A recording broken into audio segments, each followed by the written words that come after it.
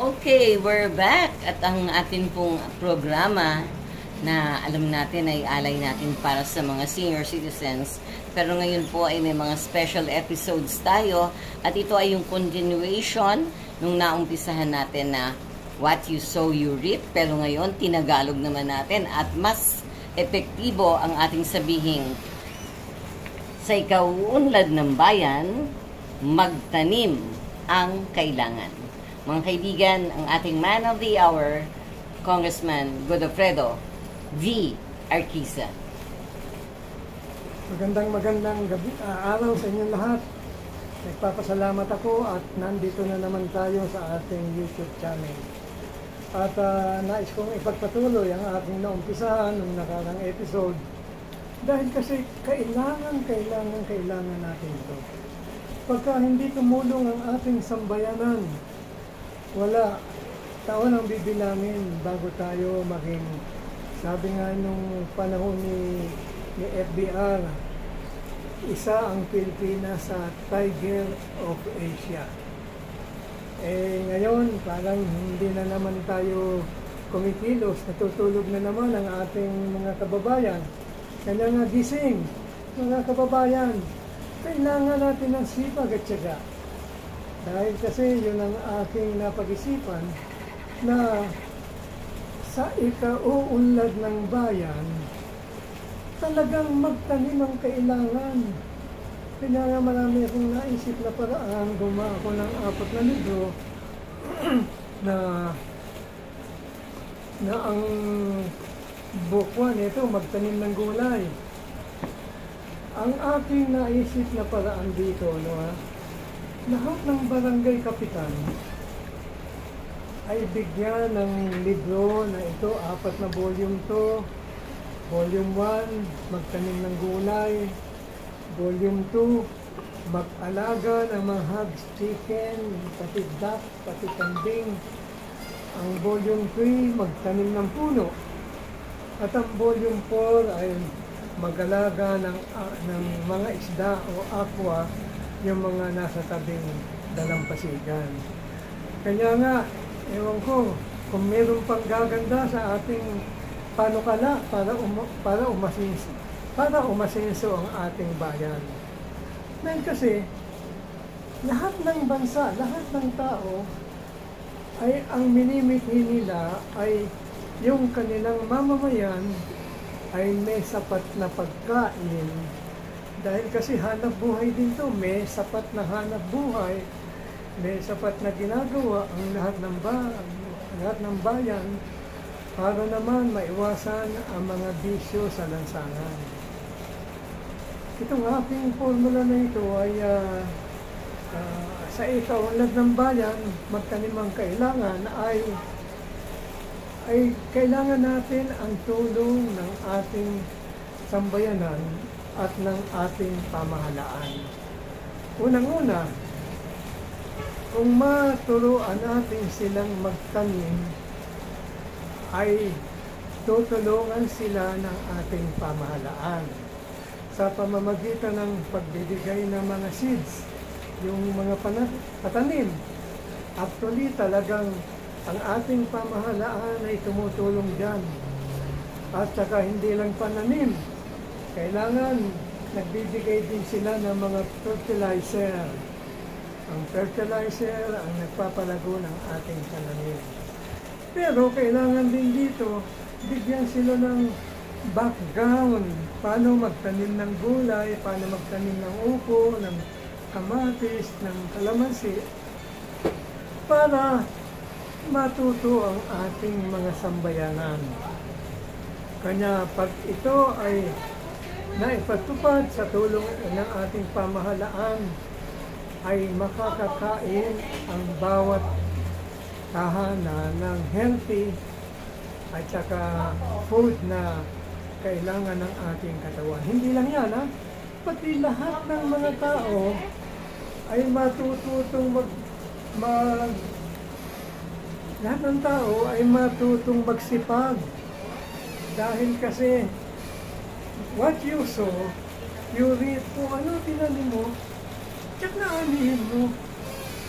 Kanya nga, sana bigyan tayo ng pansin ng ating mga mayayaman, masuportahan ng ating adhikain at saka ng ating pamahalaan. Ito ay naglimbag ako ng mga libro para ipamigay sa ating mga barangay. Yung ating barangay ay mahigit 42,000 barangays sa ating buong Pilipinas. Ang bawat barangay ay pipili ng kanilang itatanim. Ito isang barangay, ano? Dahil kasi ang isang munisipyo ay merong mahigit kumulang na 20 barangay. May nadinig ako na nasa batas na yata ito. One town, one product. Pero yung one town ay napakalaki. Meron akong alam ako na munisipyo, 82 barangay. Kung isa lang ang gagawin nilang product, ay napakalaking lugar ng kanilang nasasakupan. Kaya nga, yung sa akin, one barangay, one tanim. Pipili sila ng maitatanim sa aking libro. Ang kailangan ko lang dito, yung mga mayayaman, tulungan ako sa paglimbag. Itong aking libro na ito ay pakikinabangan to ng mga barangay. Ngayon, kailangan din natin ng tulong ng ating pamahalaan. Unang-una, kailangan sana uobligahan o i-encourage ng ating DILG ang mga mayors na pulungin ang kanilang barangay at pilitin maisakatuparan ng ating programa. Ito ay para din sa kanila at para din sa ating taong bayan. Yung isang barangay, halimbawa, ay nakapili ng itatanim. Halimbawa, magtanim ang kanilang napili, bukuan. Nandito lahat ang kanilang pwede itananim, kahit patatas, kahit na sayote, kahit na cabbage, itong carrots, patatas. Ito pipili sila ng kanilang itatanim sa isang barangay. O meron pa ito, ang mahal ngayon nito, siling labuyo. Ang mahal nito, 600 na yata ngayon. No, umabot pa ng 1.5. Oo. Samantalang ang daling itanim nito. Kahit na bumili ka na lang ng seeds, dyan sa mga grocery, 60 pesos, 50 pesos, pitsa mo lang sa iyong bakuran, pamaya-maya, tumutubo na ito. Kaya nga, kung tayo ay magkakaisa, yan, pati bawang, lahat nandito sa bukuan. Ngayon, ang isang barangay ay merong isang cooperative. Itong cooperative na ito ay pagtutulong-tulungan nila na maitanim itong mga gulay na ito. Pwedeng tutulungan sila ng ating Department of Agriculture. I-seminar sila kung paano itanim, kung paano i-harvest, kung paano ibenta itong kanilang mga gulay. Kanya yung ating mga empleyado sa DA, kumanda kayo, kailangan pumunta kayo sa barangay na inyong lugar. Turuan nyo ang ating sambayanan para maibaba ang ating inflation, yung bilihin. pangalawa, para din sa ating buhay ito, sa ating sa ating pagkatao, dahil makakakain tayo ng mga sariling buhay. Kanya nga, no, wala pang pumapansin sa ating programa. Pero natutuwa ako at binibigyan ako ng pagkakataon ng ating mga channel, mga broadcasting na maipa-broadcast itong aking panukalan ito. Yung ating pangalawang book, Volume 2, ay hindi ko naubos at hindi pa ako nakapag-imprenta. Ay yun naman ay book 2 ay kung paano mag-alaga ng mga meat product, ang mukha ng kambing, chicken, hogs, baboy, at saka kasama pa dito yung kambing, yung bibe, ay malaking hanap buhay na din yan.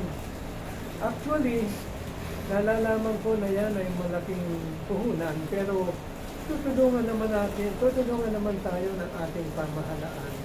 Hindi lang ng ating pamahalaan, pati ng ating mga malalaking, mga bilyonaryong negosyante.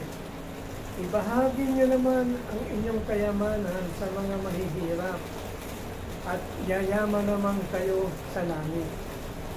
Kanya nga, tinatawagan ko, may tawag kami dito, Corporate Social Responsibility. Tumulong kayo. Huwag yung padami yung pwesto. Meron mga tindahan dyan. 140 na kanilang pwesto. Yun, ang nangyayari doon, payaman sila ng payaman.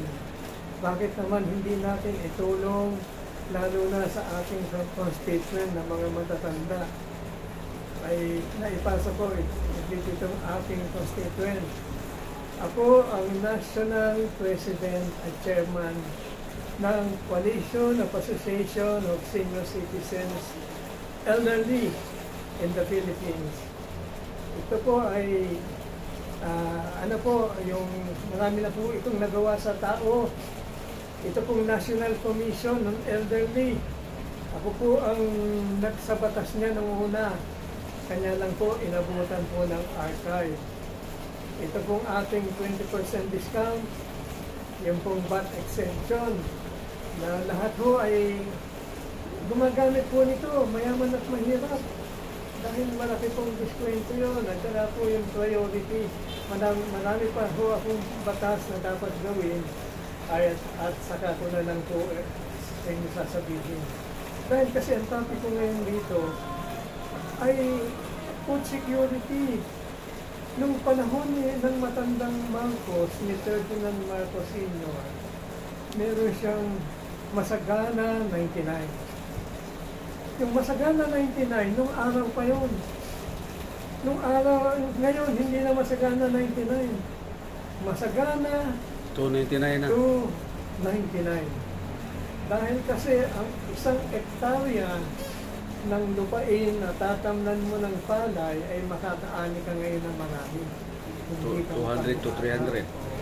Marami ng mga pataba, marami ng makinarya, marami ng patubig na magpapalago ng ating tanim na palay.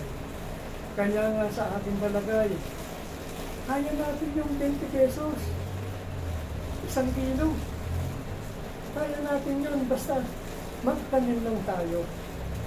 Yung aking naisip niya na maraming lupain na nakatiwangwang, kung yan ay tutulungan ng ating mga LGUs, na yung mga iba na hindi matamnan ng ating palayan ay dahil maraming problema. Unang-una, magpapasahod ka ng tao. Pangalawa, bibili ka ng mga makinarya, bibili ka ng mga pataba, at saka yung taniman mo, kailangan meron ka ding nakahandang kapital. Karamihan sa ating mga bukid ay malaki din ang pangangailangan. Kailangan natin ng support talaga. Maraming pera tayong napupunta lang sa hindi kapaki-pakinabang. Pero bakit natin hindi suportahan itong pakikinabangan natin? Kaya nga, what you sow, you reap. Kung ano tinanim mo, aanihin mo. Kaya kung magtanim ka ng mabuti, ay aani ka ng mabuti. Kung magtanim ka ng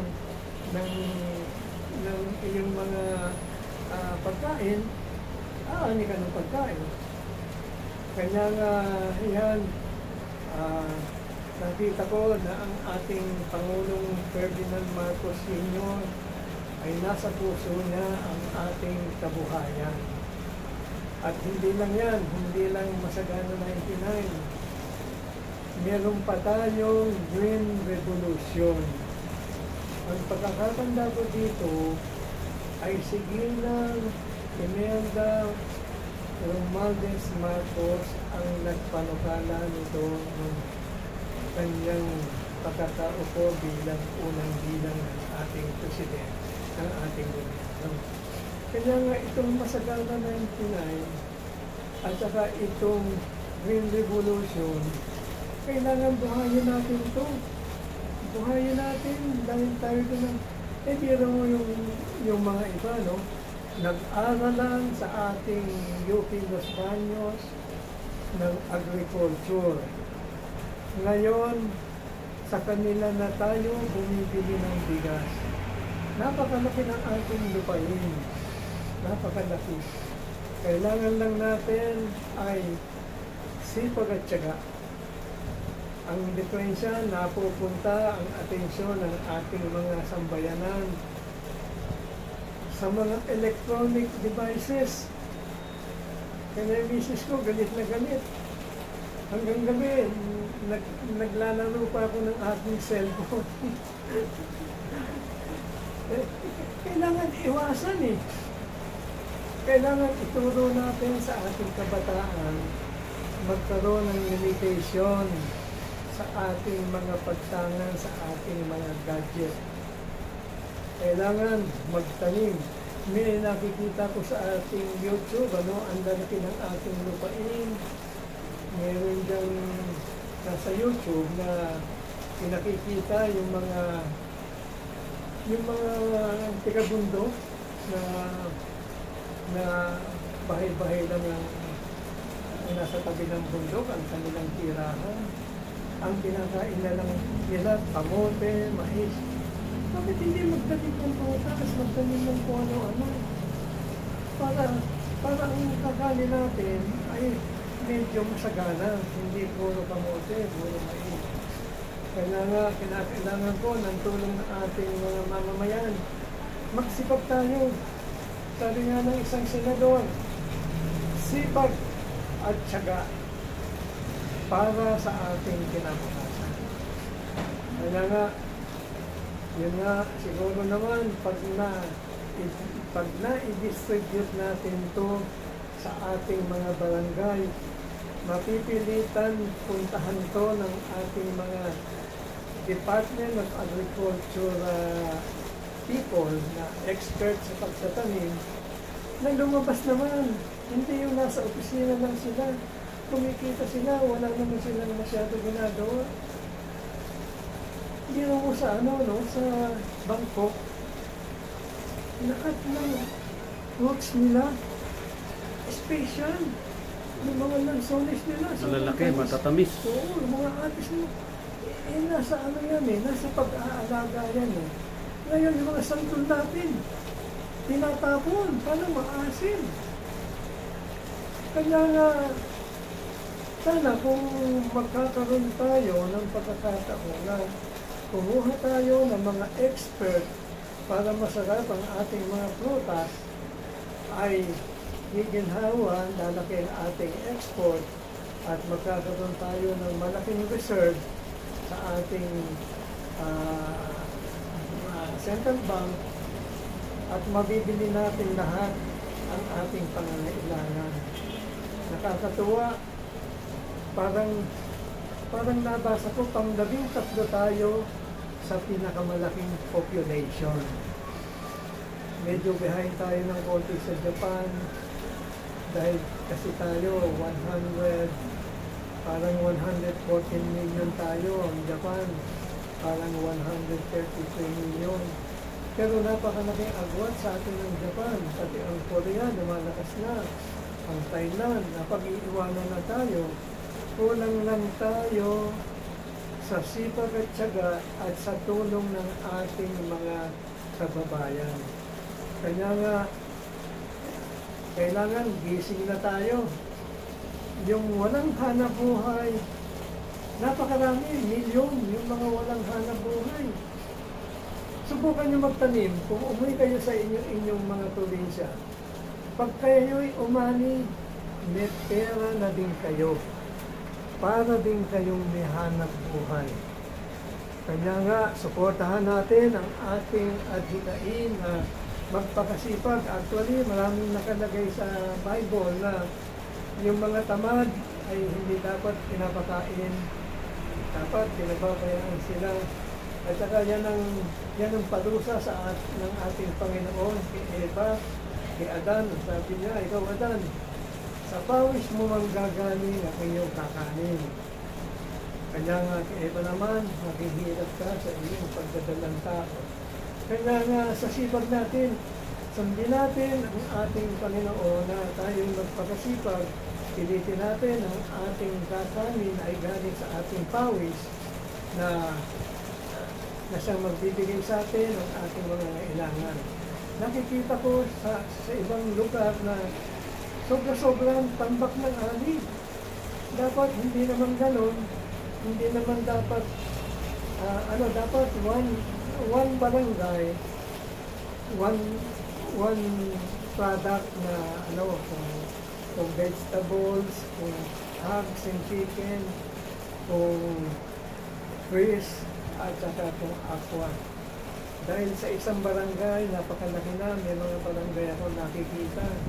Sobrang laki na kung lahat ng barangay magtatanim ng pare-pareho, ay masisira lang ang ating.